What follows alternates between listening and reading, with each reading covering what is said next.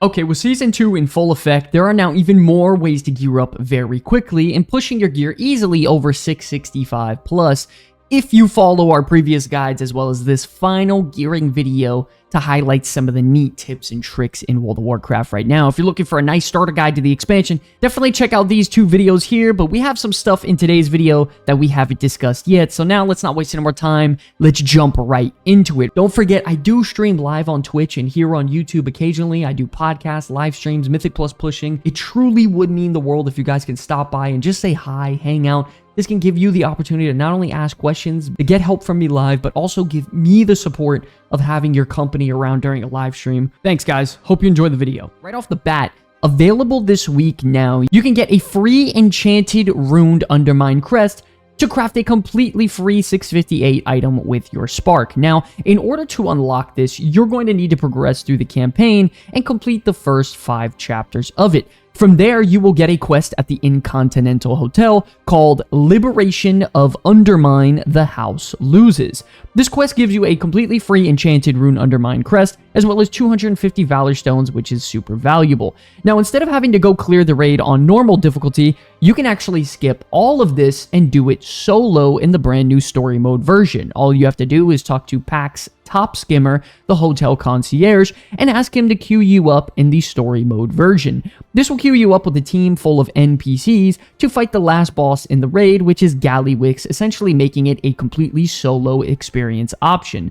The scenario is in fact so easy to complete that I'm pretty sure my grandmother can do it, and after a few minutes of beating up the sponge that is this boss, you turn in the quest and earn your free Undermine crest. This right here can be used at the crafting orders vendor to craft yourself a 658 weapon, which can later be recrafted for the Gilded version for absolutely free, only costing you 1 spark both times. This is something I'm absolutely doing across all of my alternate characters to give me an instant jump in the end game, giving me a very powerful weapon to kickstart my journey of gearing up my characters. You can skip the entire process of going through the story to make this instantly available through your alternate characters by skipping the Undermine campaign when you complete it when you talk to the hotel concierge. Right after that, you pick up the quest from Gazlo, complete it, rinse and repeat. Now you can get your 658 item level on all of your characters absolutely free in a matter of minutes, which is huge in the end game. Additionally, this week, we do have the luxury of having Mr. Pandaria Timewalking available,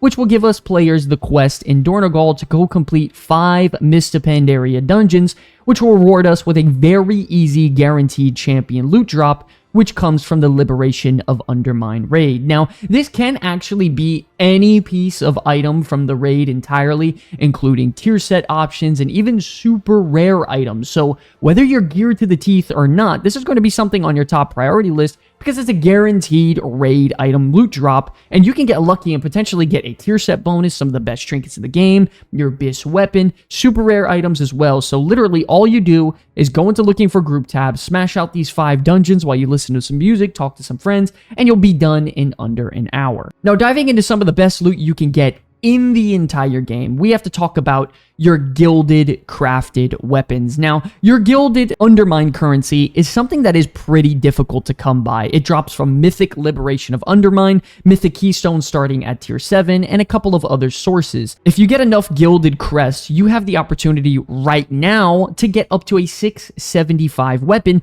which can last you the entire season, months down the line. And honestly, it's not as hard as you'd think to earn this. By far, the #1 easiest way is doing your best to clear those tier 11 bountiful delves. Inside those tier 11 delves, you have your Gilded stash, which drops 7 Gilded crests for every tier 11 you complete, up to 3 maximum a week, giving you a total of 21 crests.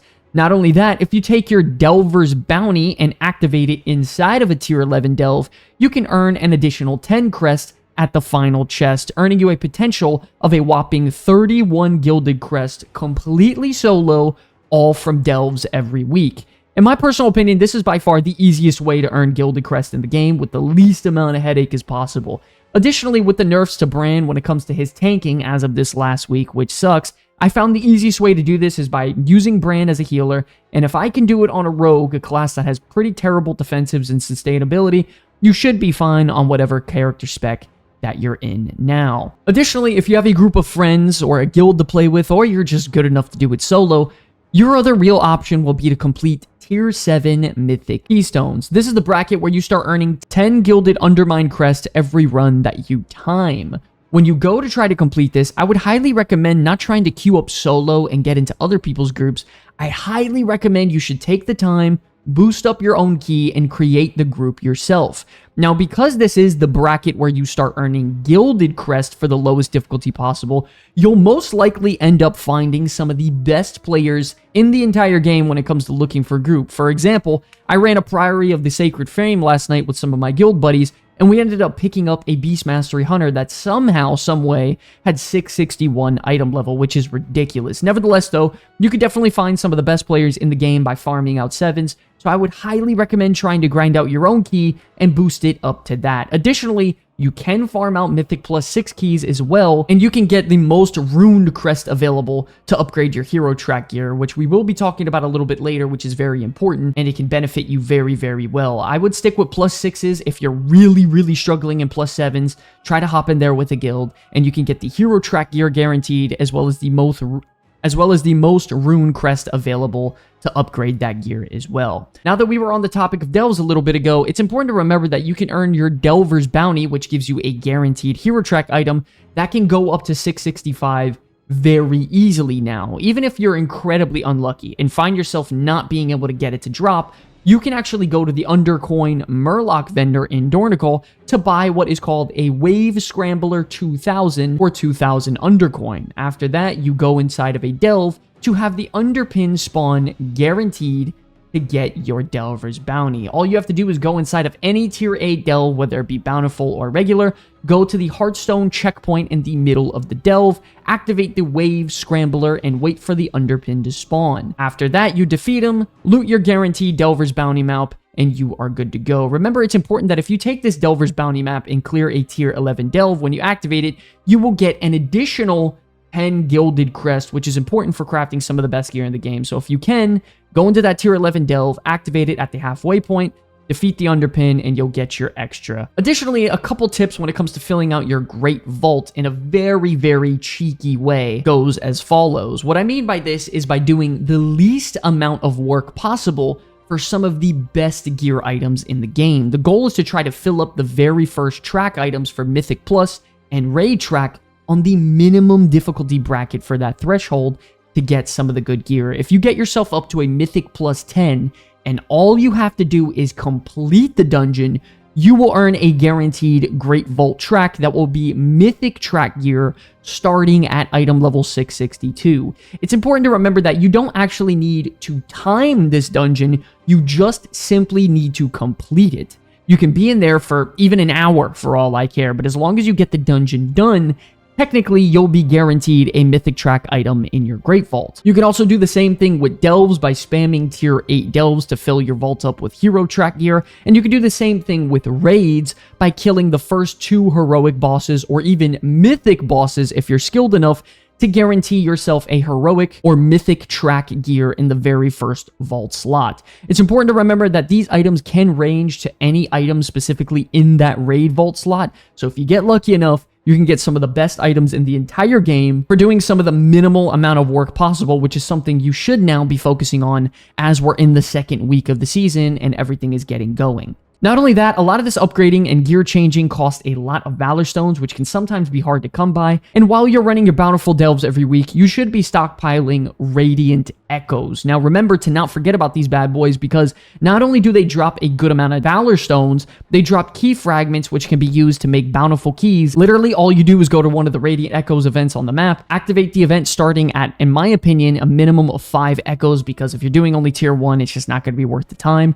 You complete it to the best of your ability, and you should collect a decent amount of Valor Stones and even earn yourself an additional Bountiful Delve key, which is great for getting that champion gear, which can shoot all the way up to 658, which is nice. Not only that, at this point in the game, you should also be earning Renown for all of your Renown factions at a really good rate. And if you already played the War Within Season 1, your Renown tracks for all these reputations should offer you a pretty good amount of free rewards from the Renown vendors. Multiple times, I've surprised myself on all of my characters on how many rewards I actually get for completely free. If you take an alternate character and go to these vendors, you'll be shocked about how much you'll be getting for literally zero work, and you'll kickstart your character into the season. You can see on screen here that my character is getting decked out with a bunch of carved Undermine Crest, Bountiful Keys, Valor Stones, and more. And you can do this now up to 5 different Renown tracks, with there even being the Undermine Renown being added. So it's very easy to boost up your character and all of their gear and all these resources. Go across, fly to these Renown vendors, get these rewards for free.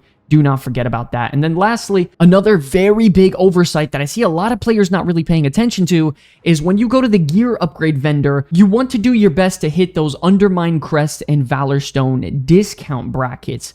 Instead of just taking your Valor Stones and Undermine Crest and spam upgrading one particular item like a weapon, I highly recommend spreading it across all of your items to hit certain bracket points to reduce the amount of cost you'll have in the future. For example, I know when you get a brand new weapon, it feels great to just upgrade it only as much as you possibly can, but if you do your best instead to hit these certain bracket points like 636 in every slot or 649 in every slot, you can start greatly reducing the amount of Valor Stones and Crest you'll be spending on your character. It's also important to note that across your warband, the only discount will be applied to your Valor Stones, but the Crest discount is individualized through your characters by reaching the certain achievements that you see on screen here. Either way, though, this is something that will save you dozens of hours in time farming for either Valor Stones or Crest in the future, so make sure to try to hit these bracket points. You can get a 50% off for your Valor Stones and 33% off with your Crest. Do not sleep on the fact, ladies and gentlemen, that your champion gear you earn from Delves can shoot all the way up to 658 item level and be some of the highest gear in the game, being equivalent to track 4 out of 6 for the hero track gear. I'm telling you right now, this is something I'm doing, and it's saving me so many Crest and Valor Stones. It's really solid because I like to play alternate characters. Don't forget, ladies and gentlemen, we do have videos that we just posted the other day on how to get started in Season 2 to boost up your items to 650, as well as another guide completely solo boosting up your character to 655, which is great if you don't want to engage in communities and stuff like that. Today's video was just giving you the final tips I can find to help you out this season to give you some of the higher end tier gear for the least amount of difficulty as possible. Honestly, hitting 660-ish item level isn't as hard as you'd think. You can literally get a full set of 658 gear by just upgrading your champion gear slot, which is very easy. Don't forget that last tip about the gear upgrade brackets to help that go easier, and try to make your best in slot weapon by farming out those Gilded Delve stashes every single week, and you should be absolutely fine. If you have any questions, let me know about it in the comment section below, but if you're looking for a guild, pay attention because we got a message for you. One last note we wanted to make: if you're looking for a guild or people to progress through Mythic Plus with or raid with next season, the Comeback Kids are recruiting, and any and all players are welcome to come on down, play with us. We're looking to fill out some new members for the raid. Oh my god, we fucking did it. Oh my god, let's fucking go, bro. Let's fucking go. That's how that shit gets done. If you're on the Horde, you can simply just go to the guild tab and search up the Comeback Kids, and we should pop up. Make sure you do have the guild size on any so you can actually see us. Either way, though, if it doesn't work, you just use the Discord link in the comment section below. Hop in there and verify, get yourself in, and then we can get you invited by you posting your name and server under the guild invite tab.